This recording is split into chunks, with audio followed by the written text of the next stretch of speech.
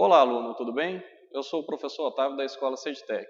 Hoje iremos abordar os seguintes temas: conceitos básicos, normas e símbolos, esquemas elétricos e luminotécnica da matéria Instalações Elétricas Prediais. Bom, o básico aqui, os conceitos básicos, são os conceitos básicos necessários para absorvermos o conteúdo dessas disciplinas. Quais são esses aspectos? São os aspectos já até estudados por vocês, que são eles: os conceitos de corrente elétrica, tensão elétrica, resistência elétrica e potência elétrica.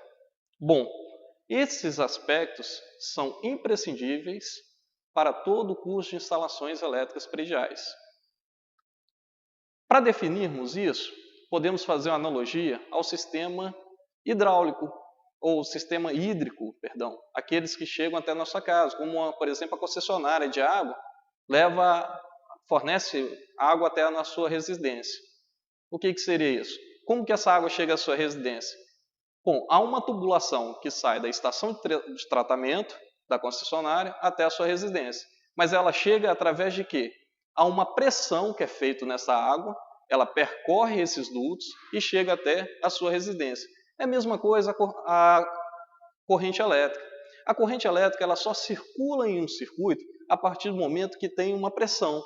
Essa pressão na eletricidade chama-se tensão elétrica.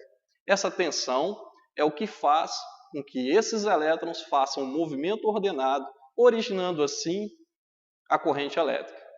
Lembrando, pessoal, tensão elétrica, quando eu falo tensão elétrica, eu estou falando da unidade volt.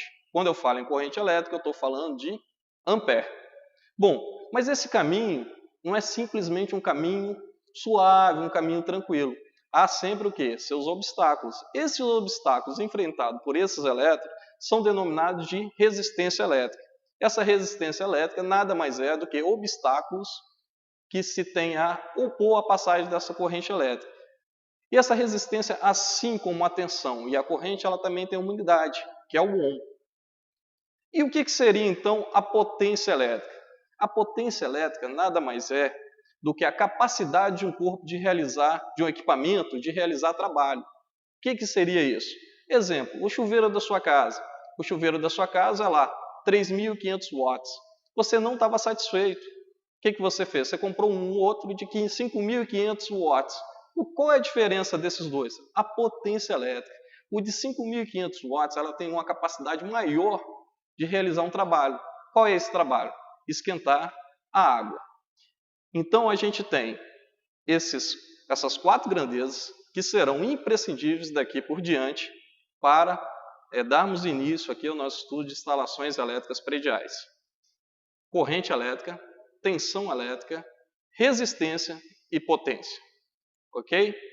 Bom, pessoal, a gente não pode esquecer também de diferenciar os tipos de circuitos elétricos. Temos basicamente três tipos: os circuitos série, os circuitos paralelos e o circuito misto, que mistura tanto o circuito série como o circuito paralelo. Para a gente exemplificar um pouco mais, vou desenhar para vocês uns circuitos aqui.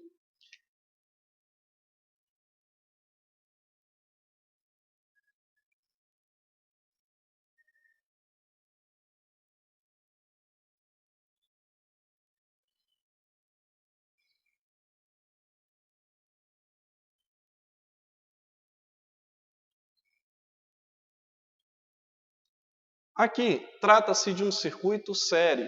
Por que trata de um circuito série? Porque aplica-se uma tensão entre os terminais AB, e isso vai fazer com que circule uma corrente elétrica. Então, ao aplicar uma tensão nessas pontas, vai circular uma corrente elétrica. O R1, o R2 e o R3 seriam resistências. Então, algo para se opor a essa passagem dessa corrente. Bom, reparem aqui o seguinte: neste caso, a corrente tende a percorrer um único caminho. Então, de para A para B, eu tenho apenas um único caminho. Essa é a característica de um circuito série.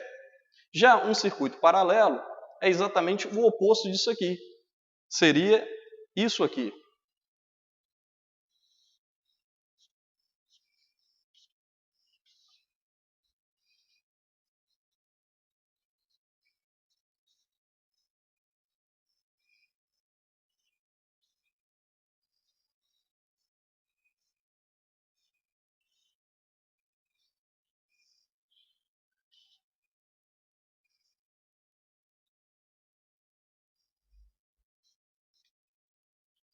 Repare que aqui, nesse caso, a corrente elétrica tem 3 caminhos a ser percorrido.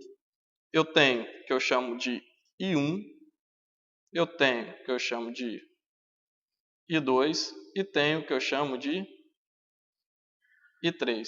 Nesse caso, são 3 caminhos para a corrente percorrer.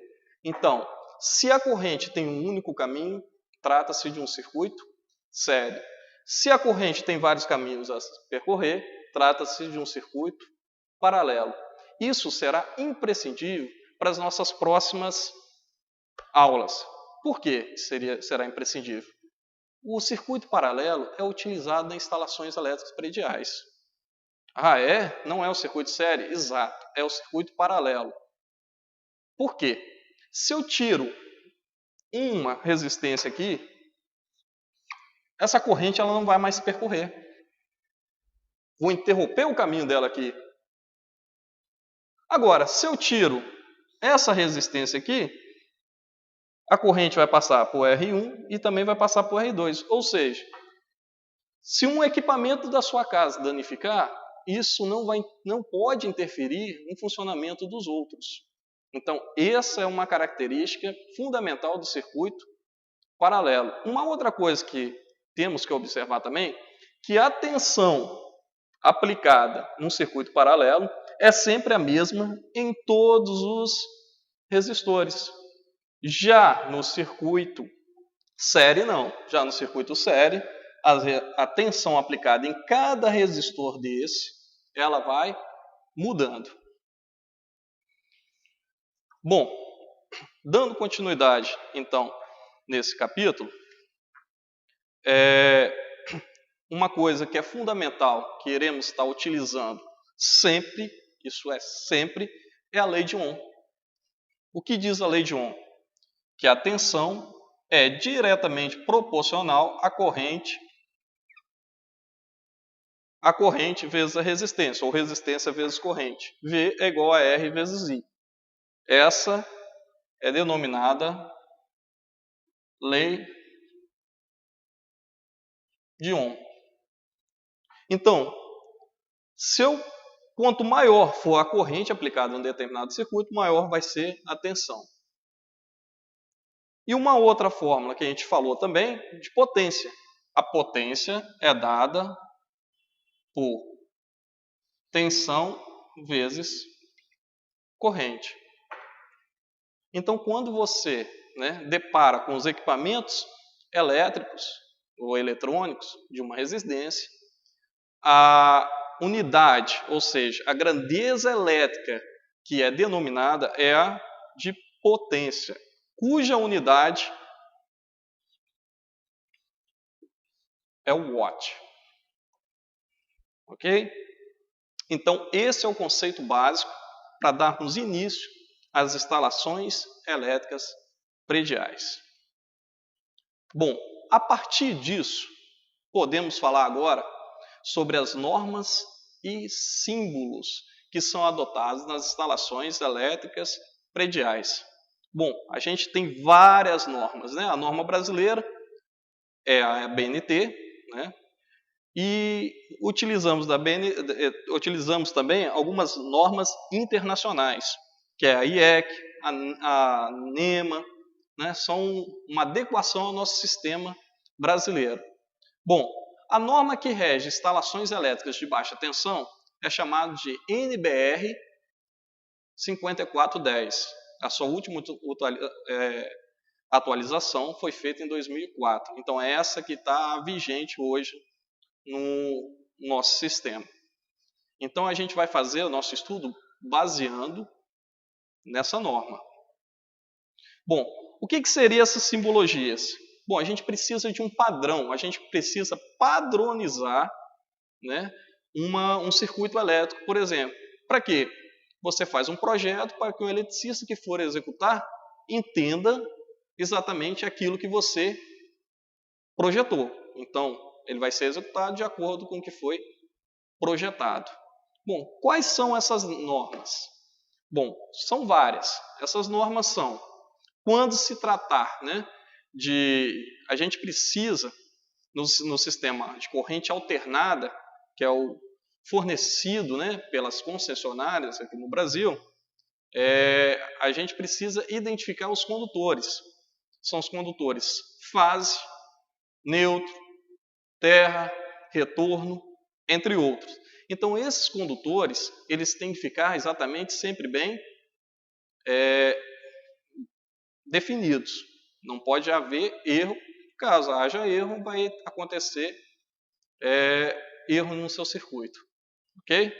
Então, como que esses condutores específicos são definidos? Através de simbologias, que eu vou demonstrar aqui agora.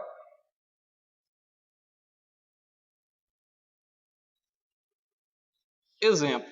Toda vez que você vê esse símbolo, aqui significa que existe um condutor e nesse condutor está passando um condutor neutro.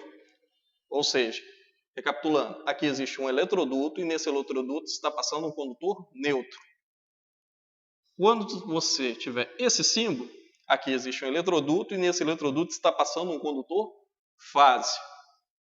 Quando tiver esse símbolo, aqui existe um eletroduto e está passando um retorno. A gente vai explicar melhor essa simbologia quando começarmos a estudar os circuitos elétricos. E aqui, toda vez que tiver essa simbologia, eu tenho um eletroduto, nesse eletroduto está passando um condutor terra. Esse condutor terra é o condutor de proteção. Bom, dando sequência na nossa apostila, podemos ver aqui também, essa é uma simbologia, e eu tenho simbologias também, onde representa o quê? Interruptores, tomadas, interruptores. Eu preciso acender 2 lâmpadas de lugares distintos. 2 lâmpadas distintas. Então, o que eu preciso? Eu preciso de um interruptor de 2 seções. Como que isso é representado na simbologia? Tem uma simbologia para isso? Tem. Exemplo, esse é a simbologia de um interruptor de uma seção. Esse seria a simbologia de um interruptor de 2 seções. Essa seria a simbologia de um interruptor de 3 seções. Aí de tomada. Essa seria a simbologia de uma tomada. Essa aqui seria a simbologia de uma tomada também, porém uma tomada baixa. Essa seria toda pintada, seria uma tomada alta. Onde utilizamos esse tipo de tomada? Uma tomada alta é uma tomada específica, no geral. É aquela utilizada no chuveiro. É aquela utilizada no ar-condicionado, quando esse ar-condicionado é aquele ar-condicionado de janela. Então, a gente precisa definir isso bem para quem vai executar, saber exatamente executar daquela forma que você planejou. Vou falar agora sobre os esquemas elétricos.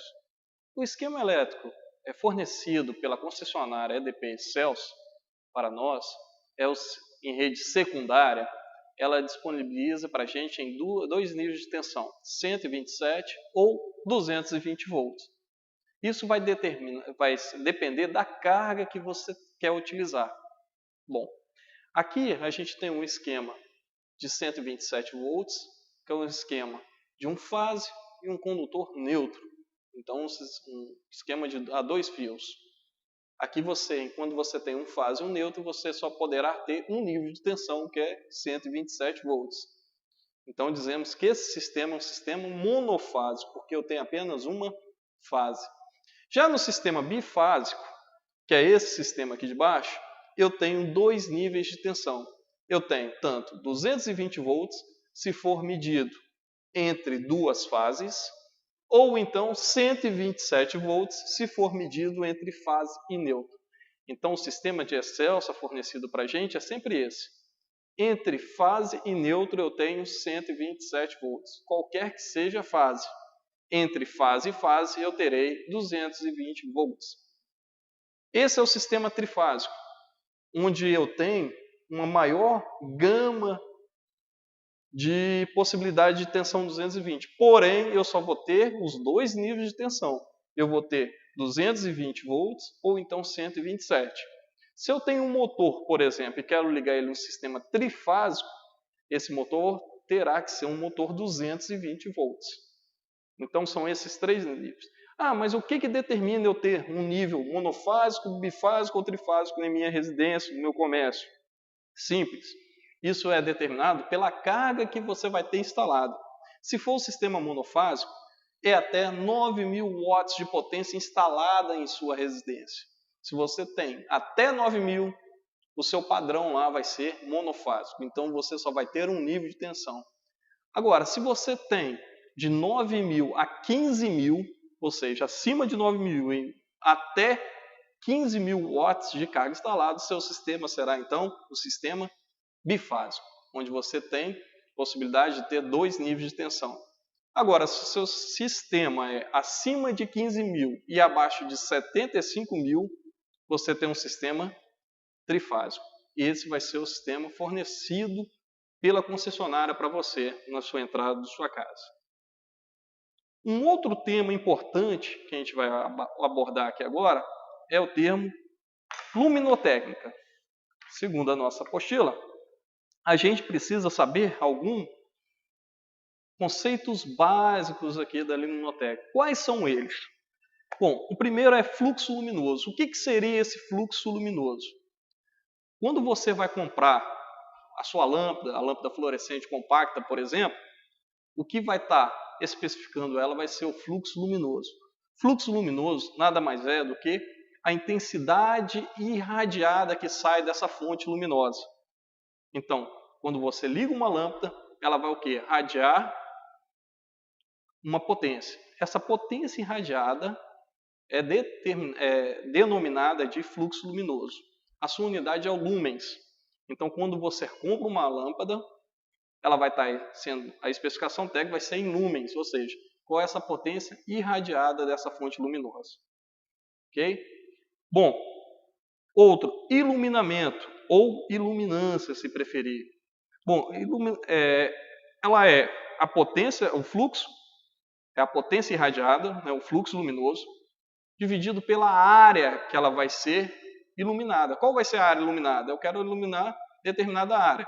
Então, vai ser a potência dividido por essa área. Uma outra coisa é o quê? A eficiência luminosa. O que seria a eficiência luminosa? Seria a potência irradiada pela potência que ela consome. Ou seja, uma determinada lâmpada vai consumir uma determinada potência e vai irradiar uma outra potência. Essa é a sua eficiência.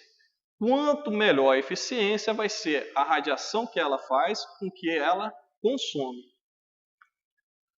E a gente pode falar também de alguns tipos de lâmpada. Então, você precisa saber dessas características, desses conceitos básicos, para você definir qual o melhor lâmpada aplicada em determinado ambiente.